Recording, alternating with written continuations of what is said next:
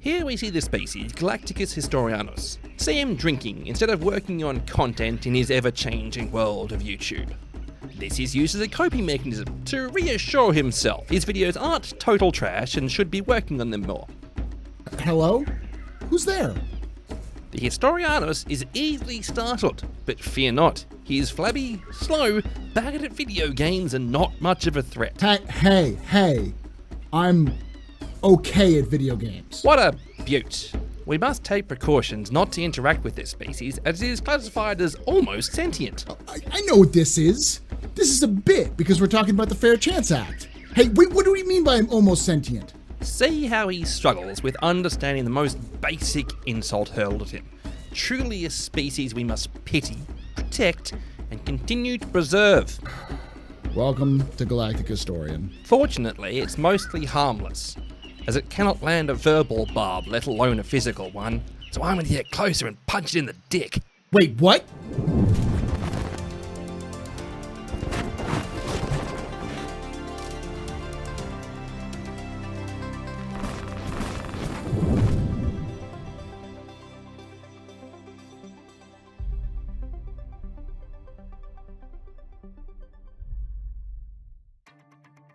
Welcome to Galactic Historian.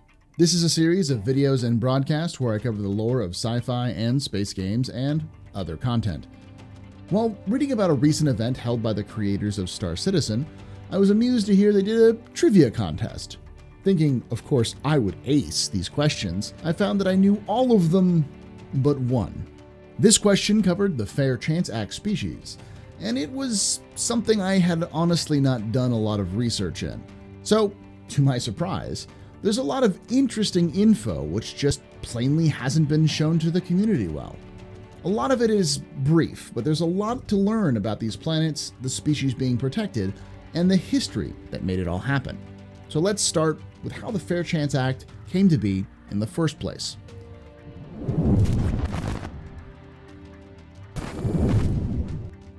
The year is 2792. Linton Mezzer, Mezzer the 11th, sits on the throne.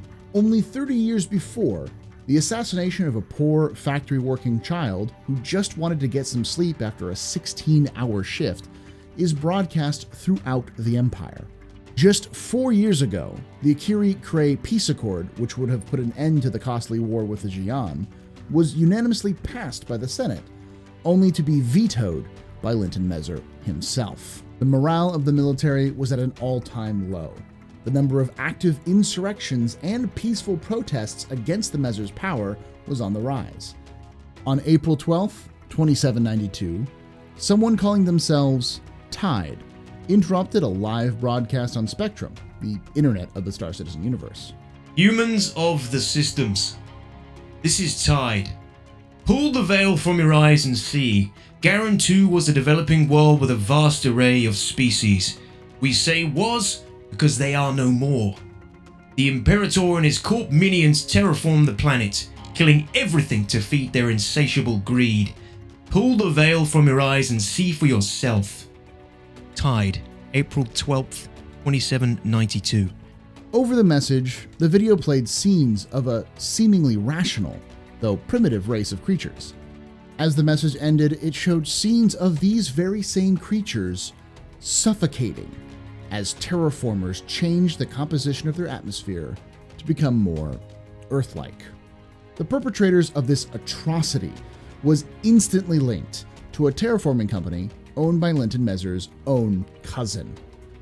Within hours, there was protesting in the streets of dozens of systems. Within a day, the military had locked down all communications, as a timed attack by rebel groups was devastating UEE military forces. Despite this blackout, these groups were still coordinating their strikes across many systems, keeping the Navy and the Army off balance. 18 days after the broadcast, on April 30th, military troops on the planet of Vale opened fire on an unarmed group of peaceful protesters, killing over 230 people. Despite the blackout, news of this atrocity spread throughout the Empire, and within days, the enraged public was joining with local rebellions, overthrowing local governors, and seizing power all across the UEE. Finally, on May 3, 2792, a group of senators, military defectors, citizens, civilians, and rebels stormed the home of Linton Muzzle, capturing him alive and bringing an end to an era. A careless genocide that became the catalyst for the overthrow of an oppressive and cruel regime.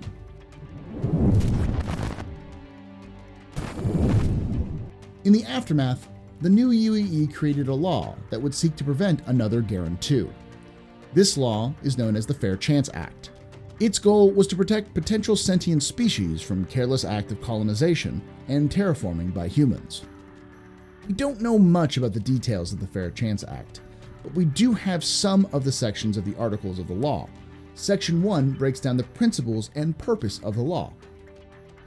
The aim of this act is to protect the lives and well-being of species on planets who have not developed, but possess the reasonable capacity for evolution into intelligence, based on the responsibility of human beings for their fellow creatures. No one may cause a species pain, suffering, or harm without good reason. Section 2 breaks down the designation requirements for classifying a planet under the FCA. Upon discovery of a new planet and/or system, an independent panel consisting of UEE representatives, exobiologists, and core engineers will 1. Run non-invasive scans and assessments on each planet in the system to understand whether life is already developing. 2. Submit all reports and present findings to the UEE Senate Subcommittee on Expansion and Development. And 3. Monitor and maintain the ecological sanctity of any planet deemed developing by conclusion between independent panel and subcommittee to protect development of species. If the world is deemed to be protected under the FCA, it is classified as a sanctuary, which prohibits access to the planet, spelling out harsh punishment for those who seek to break the law. It included military funding being allocated to protect the planet from potential contamination. Since the Fair Chance Act was put in place, several planets were marked as sanctuaries and placed under the protection of the UEE. To date, there's a total of 8 planets being protected, with 2 potential candidates that have yet to be officially named.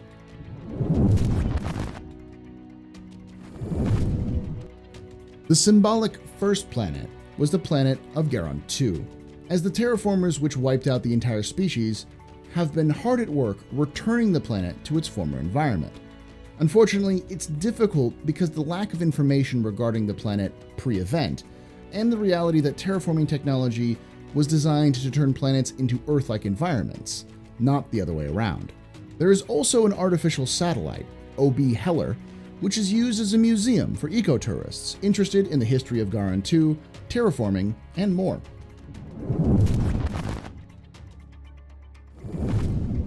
When first discovered in 2788, the Osiris system wasn't seen to be very interesting, sporting only 2 small planets and an asteroid belt that was more of a travel hazard than a rich mineral deposit. Its only redeeming factors was its proximity to trade lanes, thus a potential candidate for a refueling depot for fuel-hungry trade vessels. Because of its seeming unimportance, it took a while for a survey team to be dispatched to study the system in more detail. While still en route to the system, the events of the Garen 2 video were still taking place. As the turmoil of the revolution settled, the expedition had discovered the uniqueness of Osiris-1, nicknamed Etos. Below a thick layer of clouds lay a planet naturally capable of supporting humans, a planet that was also teeming with life. While the initial scans did not show anything of interest, the true habitats for this massive biosphere lay in the underground caves, where the flora and fauna of the planet were sheltered from the extreme heat and radiation from its star. In these caves, the surveyors have also found a species known as Ferris ape, a primate-like species possibly capable of higher thinking. News of Etos reached the Senate shortly after the passage of the FCA and sparked an intense debate across the new empire. Some thought they had a right to claim this new world and build upon it, arguing simply the existence of life shouldn't mean that humans can't settle the planet. After all, Terra had been inhabited by many species, including a long-dead civilization when the first settlers arrived. It would only take minor terraforming, and there was nothing proving that it would harm the species that already lived there. Others wanted to uplift this new species, give them the tools and technology to claim the mastery of their own world. maybe even integrate these apes into the UEE, correct the mistakes that were made during the first contact with the Devarin. Those who had helped draft the FCA argued for the planet's protection. Humanity had just committed genocide out of its own hubris. If they were to just take the planet and the future of this burgeoning species as their own, how would they be any different from the monsters who destroyed Garen 2? If they played God and uplifted Farah's ape, how would they be any different from those who meddled with the Devarin, resulting in 2 devastating wars and a brutal regime that had only just unlodged? In the end, the supporters won out, and the planet became the first to officially be protected under the FCA. An observation station was built around the planet. Named OB Kobold, its mission is to preserve the development of the native species of the planet and protect it from smugglers, poachers, and others who would do damage to the planet. As a result, it houses both scientists and military personnel. Sadly, because of funding, the system is rather easy to infiltrate, as the local garrison is stretched thin. This has led to pirate crews dropping to the planet to hunt the Ferris apes, turning their skulls into mugs, which is a status symbol among outlaws. It also has led to illegal operations by megacorps, who chew up the biomass of the caves in search for everything from potential cures for diseases to biological weapons. It seems that, while protected, the fate of the first planet under the Fair Chance Act may one day fall to the same greed that led to the creation of the law in the first place. Since then, the UEE has added an addendum to the FCA, which specifically states that all citizens will subscribe to the Astropub. This oddly specific addition to the UEE law was never questioned by the public, who gladly embraced this. Even the Imperator himself proclaimed it was the duty of every UEE citizen to like Astropub's videos, claiming it was the only way to keep cuddly, cute, and vulnerable species alive. Even the High Advocate praised the worthy endeavor to keep the Astropub making videos by signing up for its Patreon. Unfortunately, the Historianus is prone to self-delusion, even when seeking the Balmer's peak of script writing. Hey, get out of here! Get out of my seamlessly integrated call to action!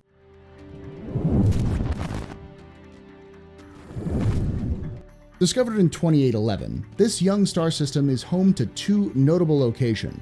The outermost world of the system is the planet Quarterdeck, the infamous prison world where the hardest criminals of the UEE are housed.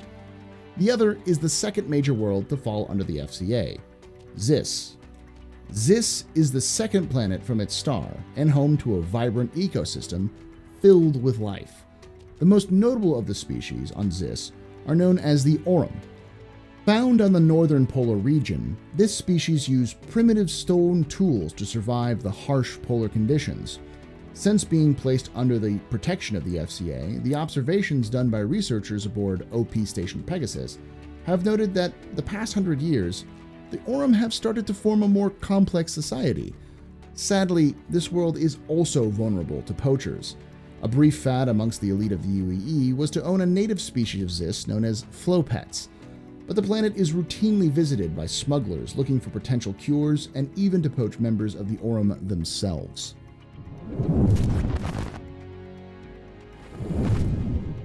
First found in 2812, 1 year after Kellogg, the Genesis system is a unique challenge to the FCA.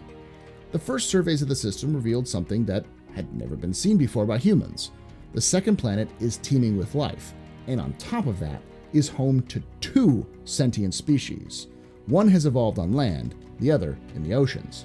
Little is known about the species at this time, but since researchers have been observing, they have noticed that the ocean species has recently come onto the land and is fighting a genocidal war for control of the planet. This has put the UEE in a predicament. The Fair Chance Act specifically forbids humans interfering with a developing species. However, many worry that if they don't interfere, the development of one may come to an end.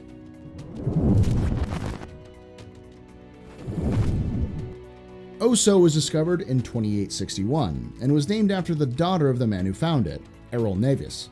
The system was highly valued, with Oso 2 being a viable planet for terraforming. That excitement changed, however, when, a year later, a sentient species, well into the Paleolithic age of development, with a complex society, tools, buildings, language, and more, was discovered on the high-gravity planet. The likelihood of direct communication was seen as very high. So high, in fact, that the idea of uplifting the species was once again tossed around.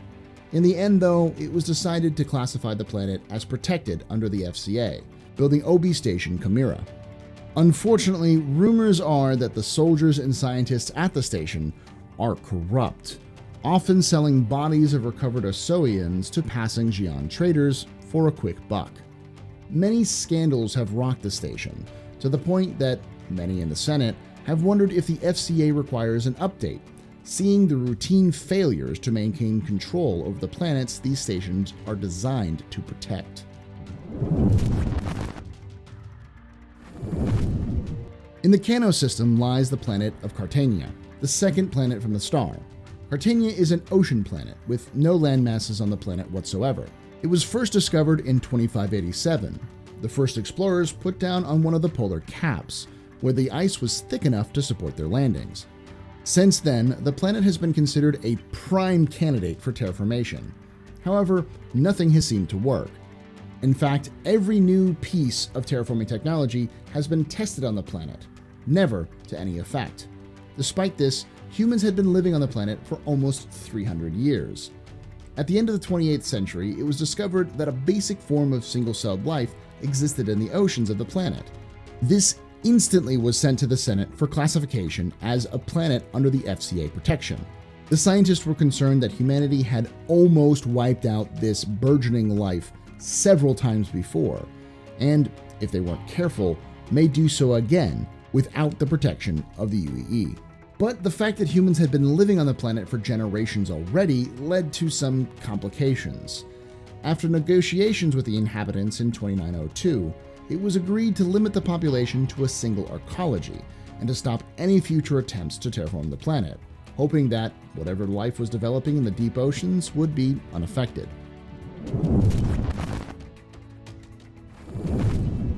The remaining additions to the FCA are mostly for bureaucratic and specific non-biological scientific purposes. The Kalis system is an extremely young system, first discovered in 2921. The second and third planets in the system effectively being proto-Earths, orbiting on the same plane. The two planets will eventually collide, and the painstaking cataloging of each planet is seen as valuable endeavor for the future of science. Thus, it was added to the FCA as a means to protect the mineral-rich worlds for study. The Tamsa system was a recent discovery, having first been discovered in 2943. While the system has a black hole at its center, the FCA requires a thorough study of the system before allowing development, thus placed under the Fair Chance Act temporarily. The last two systems are not classified for protection, but maybe one day. Gurzil is another young system that scientists lost their fight to protect in order to study the formation of solar systems. Min is an oddity, a system that has a rogue gas giant at its center instead of a star. On the moon of Min 1b, there are signs of early life, but due to the lack of resources and strategic value, the UEE has not claimed the system. Overall, the Fair Chance Act is an interesting part of the Star Citizen universe. It's an attempt to reverse course on the fascistic and belligerent side of humanity, in order to show the rest of the universe that we care about something more than our own survival. If it will work long term has still yet to be determined, but in many ways, the gesture is of greater purpose than the execution. Thanks for watching. I'd like to take this time to thank those who have helped me make this happen by subscribing on our Patreon. Adam Trenzlider, Lonnie Martin, and the Huntress. You guys rock. If you have any questions or comments, please leave them below. I'm always looking for new ideas of what to cover next. Until next time, remember, ex historia ad astra.